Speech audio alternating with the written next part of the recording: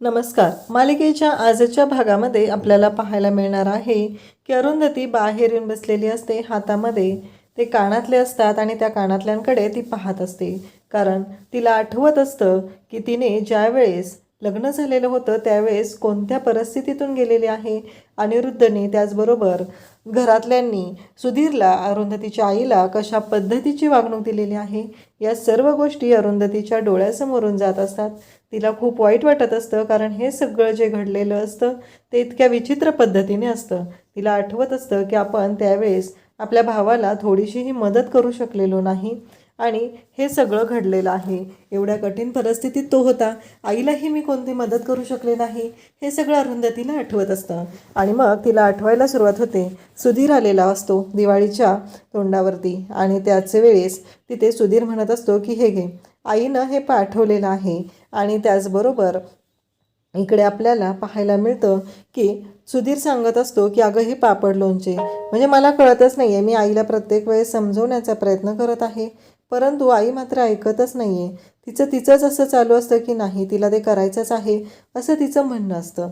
तेव्हा सुधीरला अरुंधती सांगते की काय रे, माझ्या घरातच इतकी कामं असतात ना, मला आईला मदत करणंच होत नाही आहे. मला कळतच नाही आहे की मी काय करू, नक्की मी कशा पद्धतीने मदत करू. तेव्हा सुधीर म्हणतो, अगं मी पण तिला सांगतोय, बघितलं ना, मला पण चांगली नोकरी भेटत नाही आहे, मग काय करणार ना, आहे एवढ्या पगारात भागवणंही अवघड जाते ना, त्यामुळं विचार करावा लागतोय असं सुधीर इकडे सांगत असतो. अरुंधती पण वाईट वाटत असतं आणि सुधीर म्हणतो की हे घे, आईनं पाठवलेलं आहे. अरुंधती म्हणते, ऑलरेडी ती इतकं करते, पापड लोणची बनवते, घराला मदत करते, तू कशाला अजून घेऊन आलेला आहेस. त्यानंतर तेवढ्यातच अनिरुद्ध ऑफिसमधून आलेला असतो आणि मग अनिरुद्धला इकडे अरुंधती सांगत असते की सुधीर आलाय म्हणून. हे ऐकल्यानंतर अनिरुद्ध म्हणत असतो, म्हणजे मी काय करू, असं इनडायरेक्टली अनिरुद्धचं बोलणं चालू असतं. आणि त्याचबरोबर इकडे अरुंधती म्हणत असते की अहो असं काय करताय, अहो सुधीर आलाय ना, म्हणूनच मी तुम्हाला म्हटलं ना की हे सगळं काय झालेलं आहे. कारण काहीही झालं तरीही सुधीर आत्ता घरी आलेला आहे ना, तो फक्त आणि फक्त आपल्यासाठीच आलेला आहे ना, हे सगळं बोललं जात असतं.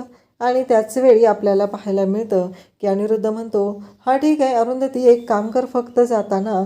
त्यावेळेस इकडे अरुंधती म्हणते, म्हणजे काय करायचं आहे. तेव्हा तो सांगतो की जाताना सुधीरला 3-4 हजार रुपये त्याच्या हातावरती ठेव. आपण कसं बोनस म्हणून सगळ्यांना देत असतो ना, तसंच अगदी तसंच देऊन टाक त्याला. त्यावेळेस अरुंधतीला खूप वाईट वाटतं. सुधीर म्हणत असतो की भाऊजी, तुम्ही चांगल्या कंपनीत आहात ना, तुम्ही माझ्यासाठी शब्द टाकला तर मला चांगली नोकरी मिळेल ना, बघा ना तुम्ही. त्यावर अनिरुद्ध म्हणतो, अरे तुझी लायकी काय आहे रे, म्हणजे विचार कर ना की तुला का आमच्या कंपनीत नोकरीला घ्यावं, हा विचार कर बरं जरा, असं तो बोलत असतो. तेव्हा अनिरुद्ध म्हणू लागतो की म्हणजे तुला आमच्या कंपनीत नोकरी का द्यावी, हा मोठा प्रश्न आहे. काहीही झालं तरीही आत्ता जे काय घडत आहे या सगळ्यामुळं एक महत्त्वाची गोष्ट विसरून चालणार नाही की तुला नोकरी देऊन कसं चालेल. कारण आमच्या कंपनीमध्ये तुला दारातही उभं करणार नाहीत. तुझ्याकडे ना पर्सनॅलिटी आहे, ना तू दिसतो व्यवस्थित, ना तुझ्याकडे स्किल्स आहेत, मग तुला कशासाठी नोकरी देतील तिथं, हे सगळं तो बोलत असतो. आणि त्याच वेळी अनिरुद्ध म्हणतो की अरुंधती, मी सांगितले ना ते लक्षात ठेव, जाताना त्याच्या हातावरती 3-4 हजार रुपये ठेव, नाही कसे असल्या लोकांच्या नजर लागतात. हे सगळं बोललं जात असतं. अरुंधतीला इतकं वाईट वाटतं की तिच्या डोळ्यातून पाण्याच्या धारा वाहू लागतात आणि अरुंधती म्हणू लागते की हे सगळं काय आहे, सुधीर मला माफ कर. तेव्हा सुधीर म्हणतो की असू दे गं, माझ्याकडे कुठं ते स्किल्स आहेत, मला कुठे इंग्लिश बोलता येतं फाडफाड, आणि या वयात मी आत्ता शिकायचा विचार करतोय ना, मग ते कसं शक्य आहे, त्यांच्या कंपनीत कुठून मिळायची मला नोकरी, हे अरुंधतीला आठवत आहे. त्यावेळेस अरुंधती खूप रडलेली असते आणि आत्ताही तिच्या डोळ्यातून पाण्याच्या धारा वाहत असतात.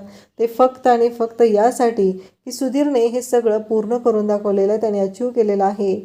आज त्याने डोंबिवलीमध्ये स्वतःच्या हक्काचं घर घेतलेलं आहे आणि या सगळ्या गोष्टी करून दाखवलेल्या आहेत. तेव्हा सुधीर तिला म्हणालेला असतो की काळजी करू नकोस, होईल सगळं नीट. तेव्हा अरुंधती पण म्हणालेली असते की हो सुधीर, दिवस बदलणार आहेत. आणि आज खरंच दिवस बदललेले असतात. सुधीरने स्वतःचं हक्काचं घर घेतलेलं असतं.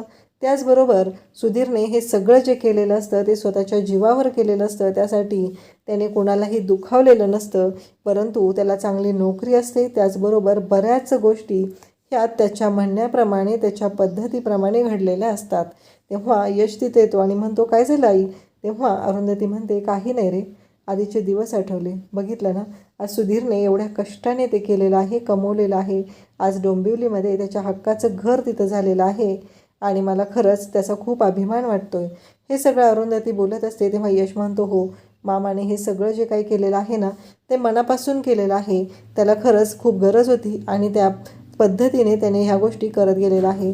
तेव्हा अरुंधती म्हणते, या सगळ्यामध्ये एक गोष्ट नाकारून चालणार नाही, ती म्हणजे आशुतोष यांनी कधीच सुधीरला अंतर दिलं नाही, त्याला जवळ केलं, त्याला नोकरी दिली आणि आज आशुतोष यांच्यामुळे हे सगळं झालेलं आहे. तेव्हा यश म्हणतो, हो आई, पण बाबांनी कधी मामाला ती गोष्ट दिली नाही किंवा मामाच्या बाजूने कधी विचार केला नाही ना. पण आज बघितलं ना, मामाकडे स्वतःच्या हक्काचं घर आहे, त्याची नोकरी आहे, तो चांगल्या हुद्द्यावर आहे, त्याच्या हाताखाली 10-12 माणसं काम करतात. आणि बघितलंस ना, तर अरुंधती म्हणते की हो, अनिरुद्धला त्यांचा माज नडलेला आहे, त्यांच्या माजामुळे हे सगळं झालेलं आहे. हे सगळं अरुंधती बोलत असते. त्याचबरोबर यश म्हणत असतो, हो आई, बाबा आणि संजना यांची अवस्था बघितलीस ना, आता काय झालेली आहे ते, हे सगळं बोललं जात असतं. त्यानंतर अरुंधती यशला म्हणते की अरे मला नितीनला भेटायचं आहे. तेव्हा यश म्हणतो, अरे आज तर भेटलेलीस ना तू, मग आता काय आहे अजून. तेव्हा अरुंधती सांगते, आहे माझं त्यांच्याकडे काम. अरुंधतीच्या डोक्यात नक्की आता पुढचा काय प्लॅन सुरू असतो, कारण नितीनच्या मदतीने ती अनिश आणि ईशा यांना जवळ आणण्याचा प्रयत्न तर करत नाही ना, हा विचार आता यायला लागलेला आहे. अरुंधती नक्की कशा पद्धतीने विचार करत आहे, तिच्या डोक्यात नक्की काय सुरू आहे, हे आपल्याला पुढे पाहायला मिळणार आहे. यश म्हणतो, ठीक आहे, उद्याच मी नितीन सरांना सांगतो आणि मग तू त्यांची भेट घे. अरुंधतीने आता पुढचा प्लॅन काय केलेला आहे, अनिरुद्धच्या बाबतीत ती काय विचार करते का, तुम्हाला काय वाटतं ते कमेंट करून सांगा. त्याचबरोबर इकडे आपल्याला पाहायला मिळतं अनिश आणि ईशा एकत्र भेटलेले असतात. आता अनिशने ठरवलेलं असतं की ईशाने ठरवलेलं असतं की काही करून मला माझा नवरा अनिश परत हवा आहे, असं ईशाचं म्हणणं असतं आणि ईशा त्यासाठी धडपडत असते. ईशाला असं वाटत असतं की अनिश माझ्यासोबतच असला पाहिजे, मी अनिशशिवाय जगू शकत नाही. या भावना तिच्यासमोर आलेल्या असतात, तिच्या मनातून दाटून आलेल्या असतात. तिला वाईट वाटत असतं की काहीही झालं तरीही आत्ता अनिश माझ्यासोबत असला पाहिजे. अनिशला ती म्हणते की अनिश, मला तुझ्याशी बोलायचं आहे, आपण पुन्हा एकत्र येऊया ना. अनिश म्हणतो की हे बघ ईशा, कसं आहे माहिती आहे का, मला सगळं पटतंय, पण एक गोष्ट तुझ्या लक्षात येत नाही आहे, मला पुन्हा त्या गोष्टीत अडकायचं नाही आहे. मागच्या वेळेस मला जो त्रास झालेला आहे ना, तो खूप त्रास झालेला आहे, त्यामुळं मी आत्ता ना थोडासा लांबच आहे. हे सगळं बोललं जात असतं आणि त्याच वेळेस आपल्याला पाहायला मिळतं की अनिशित खूपच चिडलेला असतो आणि असं म्हणणं असतं की काहीही झालं तरीही आत्ता जे काय आहे ते खरंच खूप विचित्रच आहे, असं अनिशचं म्हणणं असतं. कारण ईशामध्ये हा बदल झालेला असतो, परंतु इकडे अनिश मात्र बोलत असतो. तो ईशाला म्हणत असतो की नाही ईशा, ते पॉसिबल होणार नाही गं. तेव्हा ईशा म्हणते, म्हणजे काय म्हणायचं आहे तुला. तेव्हा अनिश म्हणतो की तुला माहिती आहे ना, कारण आत्तापर्यंत ज्या गोष्टी घडलेल्या होत्या त्या इतक्या विचित्र पद्धतीनं घडलेल्या आहेत की मला ना खरंच काय विचार करायचा ना तेच कळत नाही. तेव्हा ईशा म्हणते, म्हणजे काय म्हणायचं आहे तुला. ईशा त्यालाच विचारू लागते. तेव्हा अनिश म्हणतो की हे बघ, कसं आहे, मला सगळं मान्य आहे, या सगळ्या गोष्टी मला पटत आहेत, परंतु आत्ता जे काही घडतंय त्यामुळं मी एक ठरवलेलं आहे की काहीही झालं तरी पुन्हा आपण नको त्या गोष्टीत पडायला. मला मनस्ताप इतका झालेला आहे, माझ्याबरोबर ज्या गोष्टी घडलेल्या आहेत त्याचा त्रासही इतका झालेला आहे, पुन्हा त्या गोष्टीतून जायचं नाही, मला माझ्या करिअरचा विचार करायचा आहे, असं अनिश तिला सांगत असतो. अनिश तिला म्हणत असतो की नाही, आता ते शक्य नाही. तेव्हा ईशा म्हणत असते, असं का म्हणतोस रे अनिश तू, म्हणजे विचार कर ना माझा थोडासा तरी. तेव्हा अनिश म्हणतो की हो, मी इतके दिवस तुझा विचार करत होतो, पण आत्ता ते शक्य नाही, कारण काही झालं तरी मला पुन्हा त्या गोष्टीमध्ये अडकायचं नाही. इकडे आपल्याला पाहायला मिळतं की अरुंधती त्याचबरोबर कांचन सर्वजण तिथे बसलेले असतात आणि तेव्हा त्यांचं बोलणं चाललेलं असतं की अरुंधती आणि कांचन सर्वजण तिथं बोलत असतात आणि म्हणत असतात की काहीही झालं तरीही आता आपल्याला आरोहीची चोरोटी भरायची आहे, कारण आरोहीची चोरोटी भरली पाहिजे. आता तिला 4था महिना लागेल ना. तेव्हा अरुंधती म्हणते की हो. तेवढ्यात यश तिथे येतो आणि विचारू लागतो की चोरोटी म्हणजे काय म्हणायचं आहे तुम्हाला, असं यश विचारत असतो. तेव्हा कांचन सांगू लागते की अरे ही जी चोरोटी आहे ना ती चोरून भरायची असते, फक्त आपल्या घरातले जेवढे असतात ना त्यांच्या मतपुरतीच ती मर्यादित असते आणि मग त्याचा काय होतं माहिती आहे का, त्यामुळं ना त्यानंतर आपण ही आपल्या घरातली गोड बातमी आहे ती बाहेर सांगण्यासाठी सज्ज झालेला असतो, म्हणजे आपण त्यानंतरच ती गोष्ट बातमी जी आहे ती बाहेर सांगू शकतो असं कांचन सांगत असते. तेव्हा यश म्हणत असतो, असं आहे का? मग यश सांगू लागतो की म्हणजे नक्की काय होणार आहे. यशच्या डोक्यात अशा अनेक शंका सुरू असतात आणि यश बोलत असतो. त्याचबरोबर आपल्याला पाहायला मिळतं की यश म्हणू लागतो की मला काय म्हणजे मला नक्की लक्षात येत नाही आहे तुम्हाला काय म्हणायचं आहे ते. आणि मग इकडे कांचन आणि अरुंधती सांगत असतात की आता तुझी पण जबाबदारी वाढते, कारण तुलाही बाळाची काळजी घ्यावी लागणार आहे, आरोहीची काळजी घ्यावी लागणार आहे.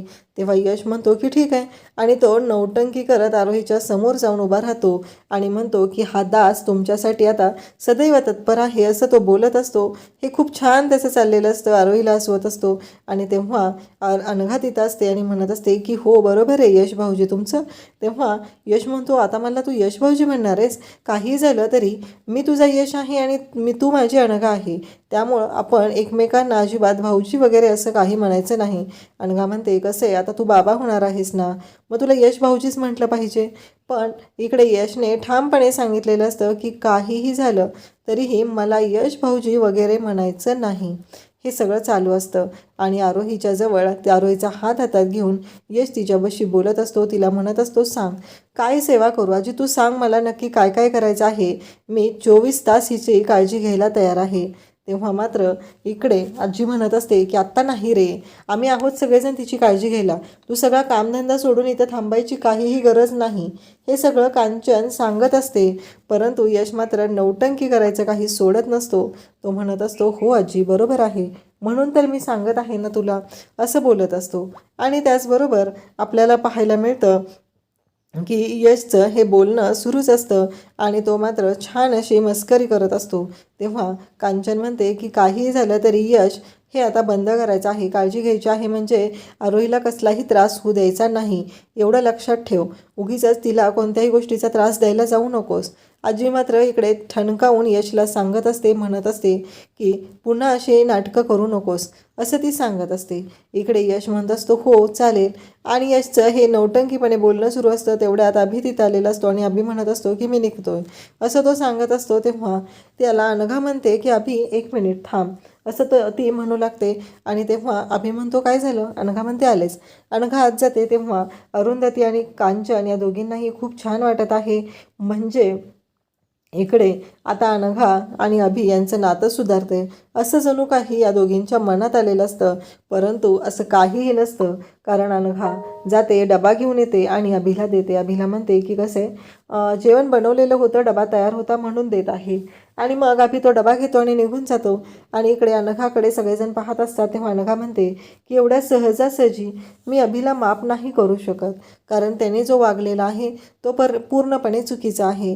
कारण त्याने ज्या पद्धतीने बोलत होता, वागत होता, ते सगळं चुकीचं आहे हे तो बोलत असतो. आणि त्याचबरोबर आपल्याला पाहायला मिळतं की इकडे अनघा म्हणत असते की मला आत्ता तरी त्याला मी माफ करू शकणार नाही, कारण त्याच्या बाबतीत त्याने जे काय बोललेलं आहे ते मला पटलेलंच नाही. तो जे काय वागत आहे, चुका करत आहेत.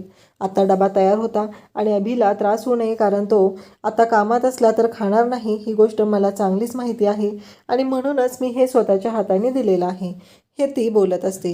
इकडे यश त्याचबरोबर अनिश आणि ईशा सर्वजण एकत्र असतात, ते बोलत असतात. आणि इकडे आपल्याला पाहायला मिळतं की इकडे अनिश म्हणत असतो की आपण ईशा चांगले मित्रमैत्रीण म्हणून राहू शकतो, एवढं मी तुला सांगेल, कारण आत्ता पुन्हा मला त्या नात्यामध्ये अडकायचं नाही, कारण तू आत्ता होय म्हणते आणि काही दिवसांनी परत मला सोडून जायचा विचार करशील, त्यापेक्षा मला त्या गोष्टीमध्ये आत्ता अडकायचं नाही, असं अनिश सांगत असतो. तेव्हा ईशा म्हणत असते की अनिश असं नाही करणार. तेव्हा अनिश म्हणतो, माझ्यावरती आजीची जबाबदारी आहे, आजीची काळजी घेणं मला गरजेचं आहे आणि त्याचबरोबर हे सगळं माझ्यावरती चालू आहे, मला बघावं लागणार आहे.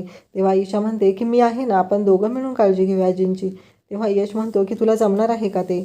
तेव्हा ईशा सांगू लागते की तू जर म्हणत असशील आपण इंदोरला जाऊया, तर मी तुझ्यासोबत इंदोरला यायलाही तयार आहे, मला काहीच प्रॉब्लेम नाही.